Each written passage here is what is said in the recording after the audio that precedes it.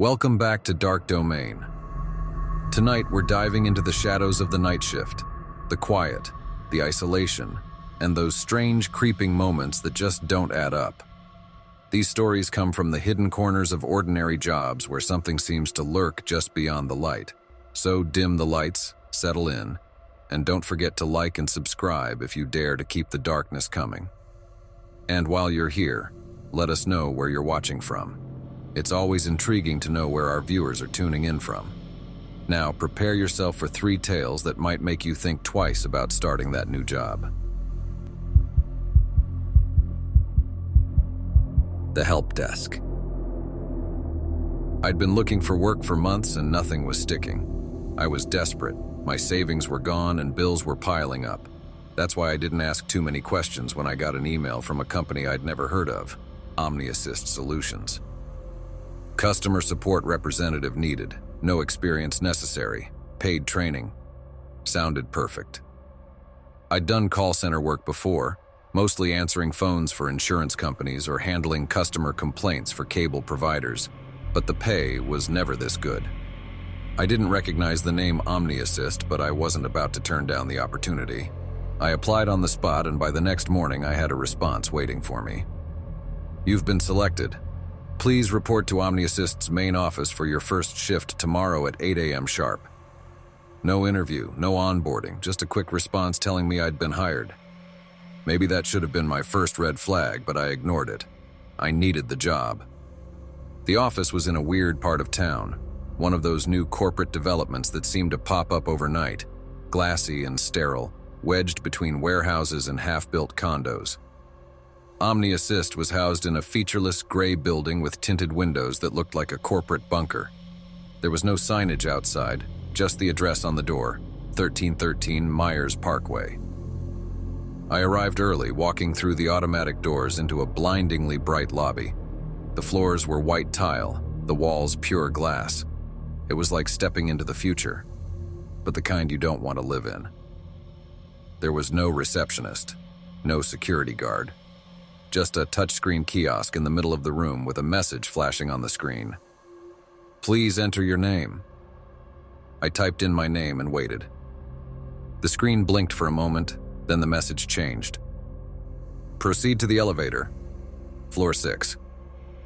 The elevator doors opened with a soft chime, almost too perfectly timed, as though they had been waiting for me. I hesitated for just a second before stepping inside. The 6th floor was unnervingly quiet.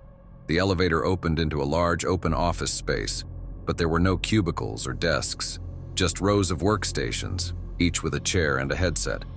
There were about a dozen other people there already, all seated at their stations, staring blankly at their monitors.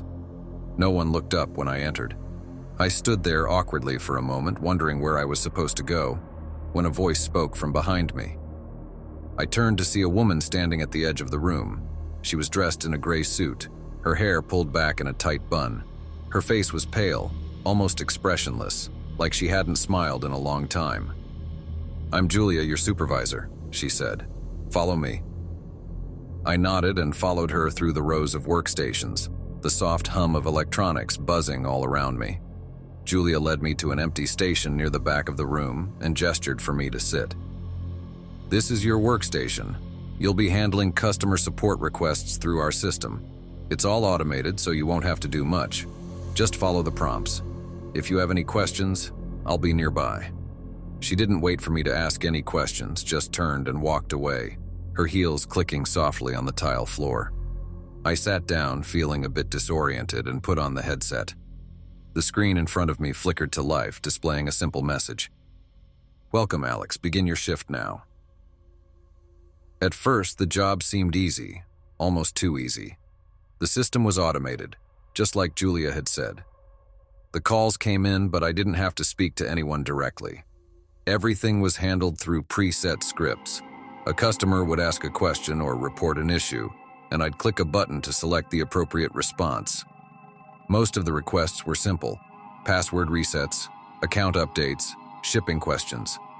Every call was handled in less than 30 seconds. It was mindless, mechanical, but I didn't mind. I wasn't there to think, I was there to get paid. The only strange thing was that I never actually heard the customers. The headset stayed silent. The requests just appeared as text on the screen, like I was handling emails instead of calls. But then, halfway through my shift, something changed. I was working through another round of requests when the screen glitched. Just for a second, it flashed white, and then a new message appeared. Customer request. Help me. I blinked, staring at the screen. The request had come in like all the others, but this one was different. There were no details, no account information, just those two words. Help me. I hesitated for a second before clicking the response prompt. The system automatically selected a generic response. Please clarify your issue so we can assist you. I hit send and waited. Nothing happened for a minute, and I thought maybe it had been a glitch. But then the screen flickered again. Customer request, help me. I tried responding again, but the system wouldn't let me. The button to send the response was grayed out. I stared at the screen, feeling an odd tension creeping up my spine. A few minutes later, another request appeared. This time the words were different. You can't help me. I sat back in my chair, my heart pounding. I wasn't sure if this was some kind of test or if the system was malfunctioning, but either way, it was starting to freak me out. I glanced around the office, but none of the other workers seemed to notice anything strange. They were all still hunched over their monitors, their fingers tapping away methodically. I was about to take off my headset and ask Julia what was going on when the screen flickered again. This time, it wasn't a customer request. It was a photo. The image was grainy, black and white, but I could make out a figure. It was a man, sitting at a workstation like mine, staring at his monitor. He looked tired, his face gaunt and his posture slouched. Before I could react, the image changed. Another photo. This one showed the same man, but he looked worse. His eyes sunken, his skin pale, like he hadn't slept in days. The screen flickered again and the final photo appeared. My stomach lurched. The man was gone, replaced by an empty chair. I ripped the headset off, my hands trembling. This wasn't normal. None of this was normal. I stood up looking around the room, but no one else seemed to notice. Everyone else was still working, their eyes locked on their screens, oblivious to what was happening. I made my way to Julia's desk, my heart racing. Something's wrong with the system, I said, trying to keep my voice steady. I just got a message. And then these photos. Julia didn't look up. She just kept typing. I reached out to tap her on the shoulder, but when my hand brushed her arm, I recoiled. Her skin was cold. Too cold. Julia, I whispered, my voice shaking. Slowly, she turned to face me, and for the first time I noticed the dark circles under her eyes, the unnatural stillness of her movements. Her face was expressionless, like she hadn't blinked in hours. You need to return to your station, she said, her voice flat, almost robotic. You're not authorized to leave during your shift. I backed away, my heart pounding in my ears.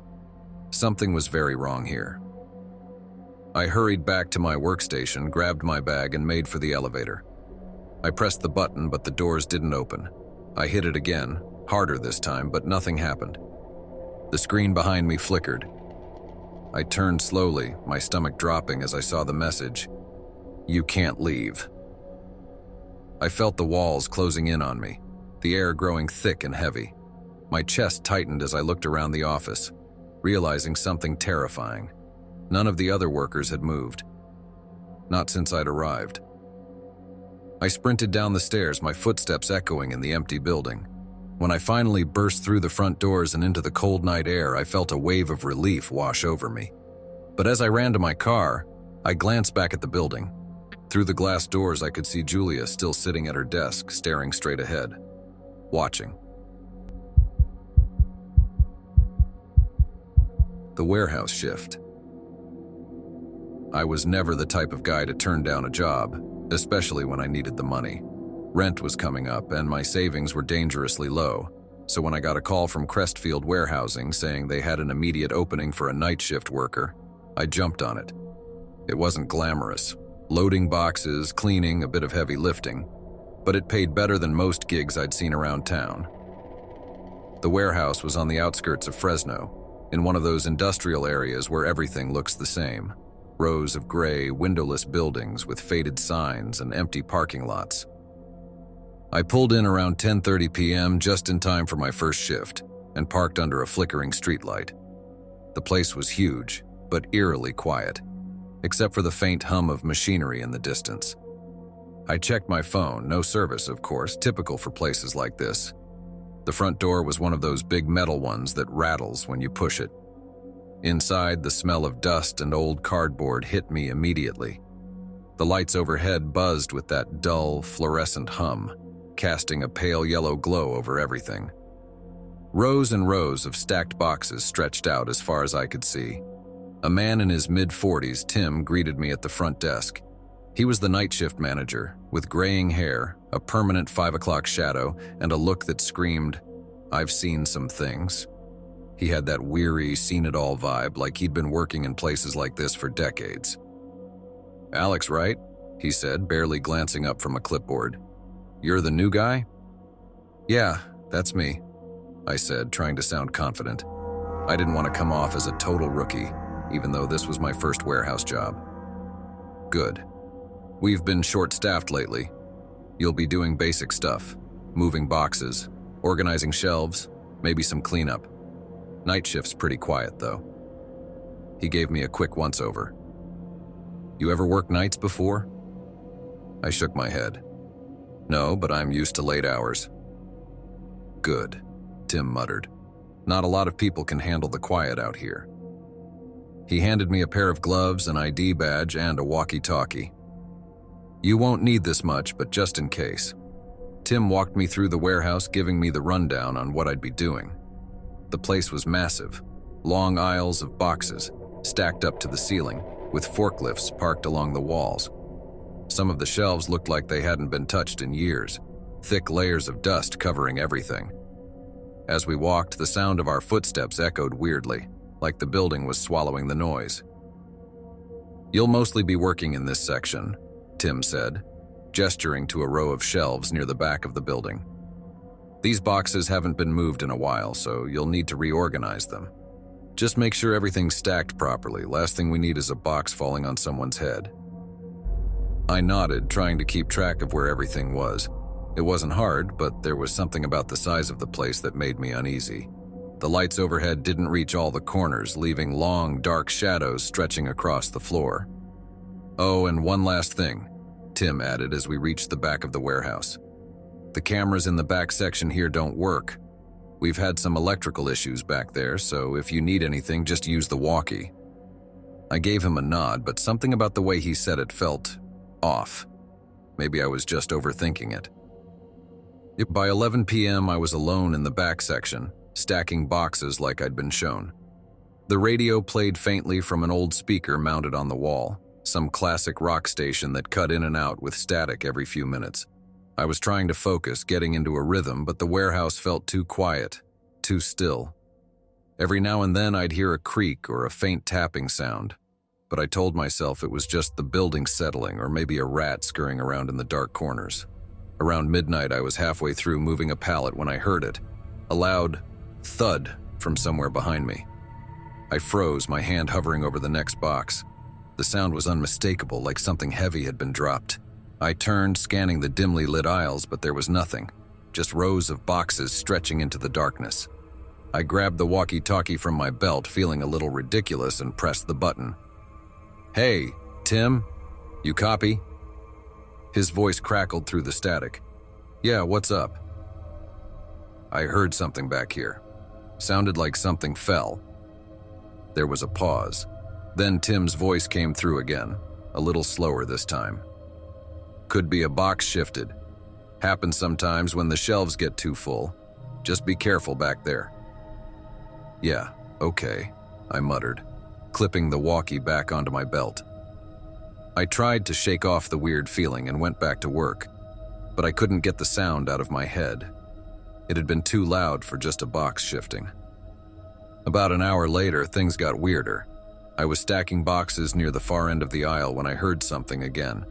But this time it wasn't a thud. It was a voice. It was faint, almost like a whisper, and it seemed to come from the other side of the shelving unit. I froze, straining to hear. The radio crackled, cutting out for a second, and then the voice came again, just barely audible over the static. "Alex!" My heart skipped a beat. It wasn't just a random sound. It had said my name. I stood there for a minute listening, but the voice didn't come back. I grabbed the walkie again, my hand shaking a little. "Tim, you still there?" "Yeah, what's going on?" "I swear I just heard someone calling my name back here." The line was quiet for a second before Tim responded. "There's no one else back there but you, Alex. Could be the radio picking up interference. Happens sometimes when the signal's bad." I didn't believe him. The voice hadn't come from the radio. It had come from inside the warehouse. But I didn't want to sound paranoid, so I muttered, "Yeah, must be," and went back to stacking boxes.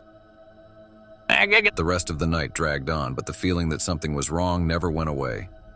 Every creak, every distant sound made my skin crawl. I kept glancing over my shoulder, half expecting to see someone standing at the end of the aisle watching me from the shadows. At around 3 a.m., I was just finishing up when the lights flickered.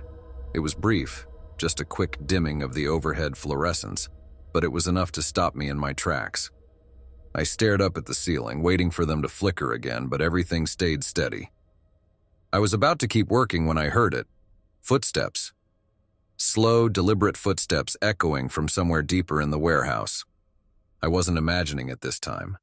I could hear them, clear as day, walking toward me from the dark section of the warehouse. My heart pounded in my chest as I grabbed the walkie again. "Tim, I'm hearing something. Footsteps this time. Are you sure no one else is here?" There was a crackle of static, then Tim's voice, lower now, more serious. "You need to leave. Now." "What?" I stammered, my pulse racing. "What do you mean?" The walkie crackled again, but his response was drowned out by a loud metallic clang from behind me. I whipped around, shining my flashlight into the darkness, but there was nothing, just the rows of boxes, stretching on endlessly. "I'm coming back to the front," I said into the walkie, my voice shaking. But there was no response, just more static. I didn't wait. I grabbed my things and started moving, walking as fast as I could down the aisle, back toward the front of the warehouse.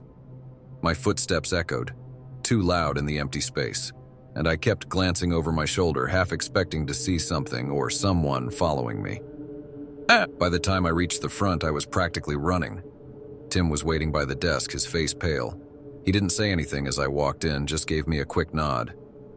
"Go home, Alex. You did enough for tonight." I didn't argue. I grabbed my bag and headed for the door, my heart still pounding in my chest. As I stepped outside into the cool night air, I realized my hands were shaking. I never went back for the second shift. The night security gig. A few years ago, I took a job as a night security guard for a small construction site on the outskirts of Topeka, Kansas. The pay wasn't great, but I didn't have many options at the time, so I figured I'd give it a shot. The job was easy enough. Watch over the site overnight, make sure no one broke in to steal equipment, and lock up in the morning when the crew came back. The construction site wasn't very big, just a couple of unfinished buildings and piles of materials scattered around. The company was building a new shopping center, and my job was to watch over it during the night shifts. They gave me a portable trailer to sit in during my shifts, a few security cameras that I could monitor from inside, and a basic flashlight. Nothing high-tech, just a simple gig to earn some extra cash. My first shift started at 10 p.m., and when I arrived, the site was already deserted. The crew had packed up for the day, and there was nothing but quiet, empty space as far as I could see. The only light came from the floodlights positioned around the site and the small glow from the trailer. I stepped inside the trailer, which was equipped with a small desk, a couple of monitors showing the camera feeds, and a coffee pot that looked like it hadn't been cleaned in weeks. I sat down, pulled out my phone, and figured I'd pass the time by watching YouTube videos. Easy money, right? The first couple of hours were dead quiet. I kept an eye on the monitors, but there was nothing to see, just the empty site, the half-built walls, and the occasional breeze that stirred up some dust. I did a quick patrol around midnight, walking the perimeter with my flashlight, but again, nothing. Just me and the quiet. By 2 a.m., I was starting to feel the fatigue set in. I hadn't worked a night shift in a while, and staying awake in the dark, empty lot was harder than I'd expected. I made myself a cup of coffee, leaning back in my chair, trying to keep my eyes on the screens. That's when I noticed something. One of the camera feeds, a grainy shot of the far side of the lot, was showing a bit of movement. It wasn't anything major, just a flicker of motion in the corner of the screen. At first I thought it might be a stray animal, maybe a raccoon or a dog, but I couldn't tell for sure. I leaned in, squinting at the monitor, but whatever it was had disappeared before I could get a better look. I didn't think much of it at first. It was probably nothing, just a bit of wind or maybe a small critter passing through. But I figured it was my job to check it out, so I grabbed my flashlight and stepped outside. The air was cold, and the site was eerily quiet as I made my way to the far side of the lot, where I'd seen the movement on the camera. I walked slowly, sweeping my flashlight back and forth, but I didn't see anything. No signs of an animal, no people, nothing out of the ordinary. Still, something felt off. I stood there for a minute, listening to the wind rustling through the unfinished walls, trying to shake the feeling that something wasn't quite right. But after a few minutes, I convinced myself I was just being paranoid. It was a quiet night, and I was probably overthinking it. I walked back to the trailer, making sure to check the other cameras as I passed. Everything seemed fine, so I settled back into my chair and tried to distract myself. Around 3:30 a.m., something strange happened. I was watching the camera feeds when I noticed one of the monitors glitch. It flickered for a second, cutting out and coming back on, but this time there was something on the screen that hadn't been there before. It was a figure, standing just outside the edge of one of the unfinished buildings, barely visible in the dim light. I blinked, leaning closer to the screen. The figure was tall, wearing what looked like a hoodie, but they were too far from the camera to make out any details. I stared at the screen for a few seconds, waiting for the figure to move, but they didn't. They just stood there, facing the building, not moving an inch. Now, I'm not the type to get scared easily, but something about seeing someone out there, standing so still in the middle of the night, set off alarm bells. Was it a trespasser? Maybe someone trying to steal equipment? I grabbed my flashlight again, feeling my pulse quicken. I wasn't excited to go out there, but it was my job. I stepped outside, walking toward the spot where I'd seen the figure on the screen. But when I got there, nothing. No one was around. Just the same empty construction site as before. I felt a little ridiculous at this point. Maybe the camera had glitched, or maybe I was just seeing things from being overtired. Either way, I did a quick patrol around the area and then headed back to the trailer, feeling frustrated and a bit spooked. I sat down, watching the camera feeds, waiting for something else to happen, but the figure never reappeared. At 6 a.m., the crew showed up to start their shift.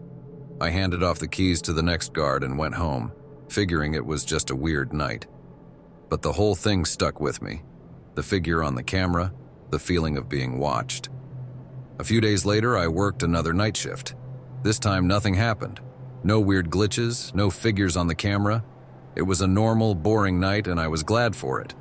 But before I left, I asked one of the workers if they'd ever seen anything strange on the site, just in passing, trying to sound casual. The guy shrugged. Sometimes we get people wandering through, homeless folks mostly. They don't usually stick around, though. I nodded, not thinking much of it at the time, but something about the figure on that screen didn't sit right with me. It wasn't someone just passing through. It felt intentional.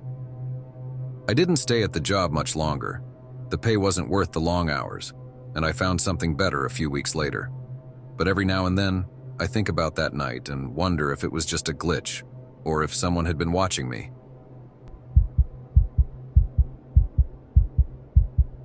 That's it for tonight's journey into the shadows. Thanks for joining us here at Dark Domain, where the ordinary often becomes anything but. If these stories gave you chills, make sure to hit like, subscribe, and stick around. There's always more lurking in the dark. And before you go, drop a comment letting us know where you're watching from. It's always eerie to see how far the dark reaches. Until next time, keep one eye open. You never know what might be watching.